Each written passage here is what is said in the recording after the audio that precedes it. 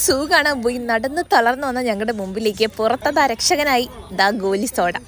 പിള്ളേർക്ക് ഇതൊരു പുതിയ അനുഭവമായിരുന്നെങ്കിലും ഞങ്ങൾക്കിത് നൊസ്റ്റു ആയിരുന്നു കേട്ടോ. പഴയ കുറേ നല്ല നല്ല ഓർമ്മകൾ കൊണ്ടുവരുന്ന ചില മൊമെൻറ്റ്സ് ആയിരുന്നു ഗോലി സോഡ കണ്ടപ്പോൾ. എല്ലാവർക്കും ആ ഗോലി പൊട്ടിക്കാനും അതേപോലെ ഇത് കുടിക്കാനൊക്കെ ഭയങ്കര താല്പര്യമായിരുന്നു.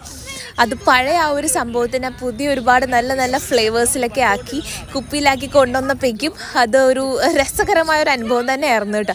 നമ്മുടെ ജോഹൂട്ടൻ അത് കുത്തി പൊട്ടിക്കാൻ നോക്കിയിട്ട് പറ്റാണ്ടായിരുന്നില്ല. പല കൈ വിരലുകൾ അവർ ട്രൈ ചെയ്ത് നോക്കി പക്ഷെ നടക്കുന്നുണ്ടായിരുന്നില്ല കേട്ടോ.